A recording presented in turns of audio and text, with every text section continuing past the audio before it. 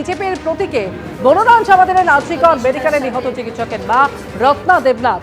মনোনয়ন জমা করার আগে বিজেপি প্রার্থী রত্না দেবনাথ বললেন, 9 তারিখ আমার কাছে আমার রত্ন এসেছিল, আবার সেই 9 তারিখেই আমার কাছ থেকে আমার সেই পৃথিবীকে কেড়ে নিল। আমি সেজন্যই এই 9 তারিখকেই বেছে নিয়েছি মনোনয়নের জন্য। তিনি আরো বলেন, আমার মেয়েকে কারা খুন করেছে এবং কেন খুন করেছে, আর কেনই বা অপরাধীদের আড়াল করতে কোটি কোটি টাকা খরচ করেছেন স্বাস্থ্যমন্ত্রী জানতে চাই। সত্যনিষ্ঠার সাথে প্রতিজ্ঞা করছি যে আমি বিধি দ্বারা প্রতিষ্ঠিত ভারতের সংবিধানের প্রতি সম্পূর্ণ শ্রদ্ধা ও নিষ্ঠা জ্ঞাপন করব এবং আমি ভারতের সার্বভৌমত্ব ও অখণ্ডত্ব অক্ষুণ্ণ রাখব। 9 তারিখ আমার কাছে এসেছিল একটা রত্ন, গোটা পৃথিবী।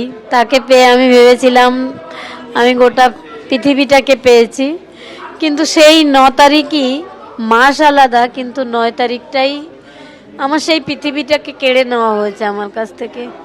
তো আমি একটা অন্য লড়াইতে লড়ার জন্য আমি সেই 9 তারিখটাই বেছে নিয়েছি। এখনও জাস্টিস বলতে একা সঞ্জয় রায়, তাই আমার লড়াইটা অনেক কঠিন মেয়ের বিচার পাওয়া। নির্মল ঘোষ, সন্দীপ, ওই সোমনাথ দে এবং সঞ্জীব মুখার্জি এরা একটা থেট কালচারে পরিণত করে রেখেছে। এই থেট কালচারটা আমি ভাঙতে চাই। আরজিকরে চিকিৎসক ধর্ষণ খুনের মামলায় নতুন নির্দেশ কলকাতা হাইকোর্টের। সাজাপ্রাপ্ত সঞ্জয় রায় অনেক কিছুই জানেন বলে মনে হয়। সিবিআই চাইলে ফের সঞ্জয় রায়কে জেরা করতে পারে এবং প্রয়োজনে অন্য সন্দেহভাজনদেরও জিজ্ঞাসাবাদ করা যেতে পারে। ঠিক কি নির্দেশ দিয়েছে কলকাতা হাইকোর্ট, আমরা জানবো আমাদের প্রতিনিধি সৌভিক মজুমদারের কাছ থেকে। সৌভিক, দেখো, কলকাতা হাইকোর্টের তরফ থেকে আজকে নির্দেশে বলা হয়েছে যে সিবিআই যদি মনে করেন তাহলে এই মামলার ক্ষেত্রে ফের তারা সঞ্জয় রায় বা অন্য কোনো সন্দেহভাজন ব্যক্তি থাকলে তাদেরকে ফের জিজ্ঞাসাবাদ সিবিআই করতে পারবে। এবং তার পাশাপাশি যেটা বলা হয়েছে যে সঞ্জয় রায়কে জিজ্ঞাসাবাদ করার ক্ষেত্রে বা এই মামলার ইনভেস্টিগেশনের ক্ষেত্রে যদি সিবিআই মনে করে যে আধুনিক প্রযুক্তি ব্যবহার করার কোনো প্রয়োজন রয়েছে, তাহলে সেই আধুনিক প্রযুক্তি বা সেই পদ্ধতি সিবিআই অবলম্বন করতে পারবে। এই মর্মে কিন্তু কলকাতা হাইকোর্ট আজকে নির্দেশ দিয়েছে। তার পাশাপাশি তোমাকে বলবো যে পরিবারের তরফ থেকে আজকে কলকাতা হাইকোর্টে একটি ডিএনএ প্রোফাইল এবং তার পাশাপাশি কিছু অডিও রেকর্ডিং সেটাও আজকে জমা দেওয়া হয়। ফলে কলকাতা হাইকোর্টের পর্যবেক্ষণ হচ্ছে যে সিবিআই প্রয়োজন মনে করলে এই যে অডিও রেকর্ডিং এবং ডিএনএ প্রোফাইল এগুলো খতিয়ে দেখে তারা কিন্তু প্রয়োজনীয় পদক্ষেপ নিতে পারবে। এবং এর পাশাপাশি যেটা কলকাতা হাইকোর্ট মনে করছেন যে অভিযুক্ত সঞ্জয় রায় তিনি কিন্তু অনেক কিছু জানেন। ফলে যদি সিবিআই এর এই অবস্থায় এসে বা এই এখনকার বর্তমান পরিস্থিতিতে তাকে জিজ্ঞাসাবাদ করার কোনো রকম প্রয়োজন হয়, সেই কাজ সিবিআই করতে পারবে। এবং সেক্ষেত্রে সিবিআই যেন কোনো রকম ভাবে দ্বিধাগ্রস্ত না হয়, সেই পর্যবেক্ষণও আজকে কলকাতা হাইকোর্টের তরফ থেকে দেওয়া হয়েছে। তার পাশাপাশি কলকাতা হাইকোর্টের পর্যবেক্ষণ হচ্ছে যে কোনো মামলার ক্ষেত্রে ফরেনসিক কিন্তু অত্যন্ত গুরুত্বপূর্ণ একটা বিষয়। ফলে ফরেনসিক পরীক্ষার ক্ষেত্রে অনেক সময় অনেক গুরুত্বপূর্ণ তথ্য তারা পেয়ে থাকেন। এবং সেখানে উদাহরণ দিয়ে কলকাতা হাইকোর্টের তরফ থেকে বলা হয়েছে যে খড়গপুর আইআইটির একজন ছাত্রের রহস্য মৃত্যুর ঘটনায় যখন ফরেনসিক পরীক্ষা হয়, ফরেনসিক বিশেষজ্ঞরা বেশ কিছুটা সময় পরে তারা কিন্তু খুনের সপক্ষে তাদের মতামত ব্যক্ত করেছিলেন। প্রথমত যখন সেই মামলা প্রথম পর্যায়ে শুরু হয়েছিল তখন খুনের তথ্য সেইভাবে জোরালোভাবে ছিল না, কিন্তু পরে ফরেনসিক বিশেষজ্ঞরা বিভিন্ন দিক খতিয়ে দেখে খুনের সপক্ষে তাদের মতামত দেন। ফলে এই ঘটনাটাও ফরেনসিক কিন্তু অত্যন্ত গুরুত্বপূর্ণ বলে কলকাতা হাইকোর্ট মনে করছেন। এবং সিবিআই মনে করলে বা সিবিআই চাইলে তারা কিন্তু এই ফরেনসিকের বিষয়টাও আরো ভালোভাবে তারা খতিয়ে দেখতে পারেন, সেই মর্মেই তারা কিন্তু মতামত দিয়েছেন। এবং তার পাশাপাশি এটা বলা হয়েছে যে পরিবারের তরফ থেকে একটা আবেদন করা হয়েছিল যে তারা প্লেস অফ অকারেন্স যারা যেতে চান বা ভিজিট করতে চান, অর্থাৎ তারা হাসপাতালে যেখানে এই ঘটনা ঘটেছে সেখানে তারা যেতে চান।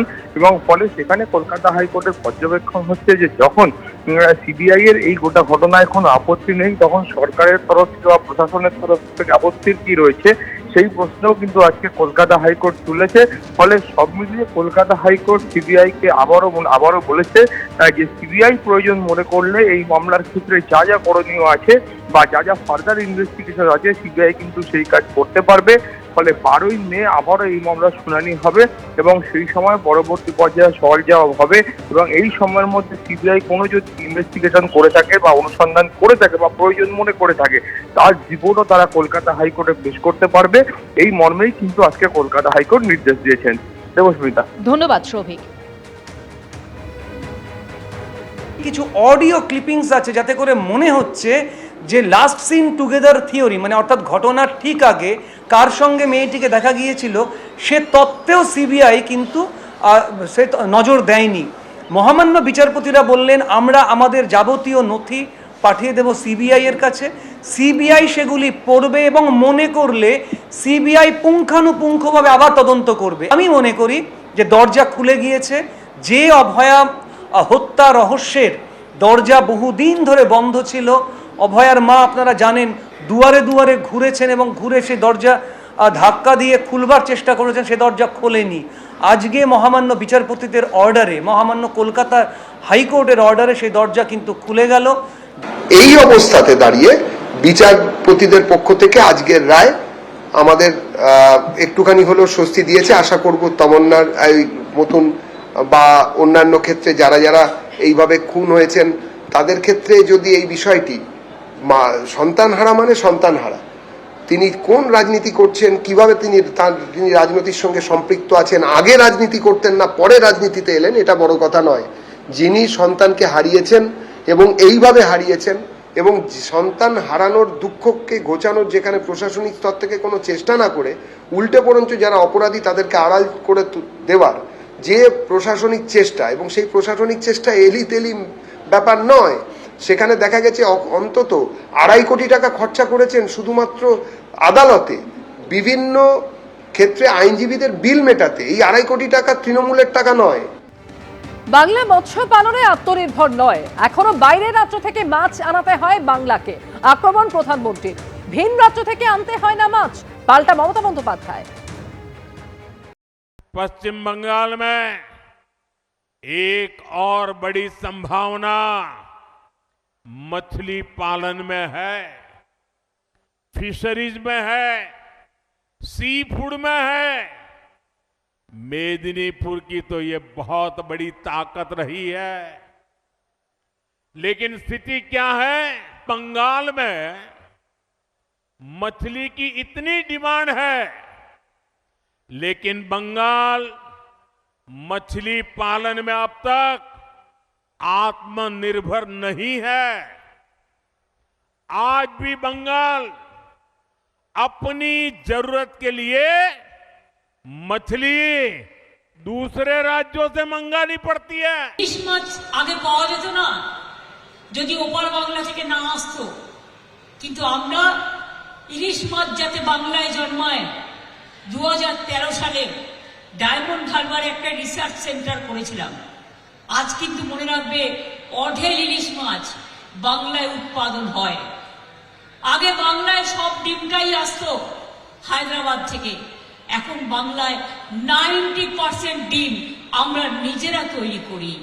এমনকি চুনো মাছ, পুঁটি মাছ, সেগুলো সংরক্ষণের জন্য আমরা চুনো, পুঁটি এদের জন্য সংরক্ষণের ব্যবস্থা করেছি। আমরা চাই মাছগুলো বড় হোক, যাতে আমাদের হায়দ্রাবাদ থেকে মাছ কিনে খেতে না হয়। এবিপি আনন্দ, এগিয়ে থাকে, এগিয়ে রাখে।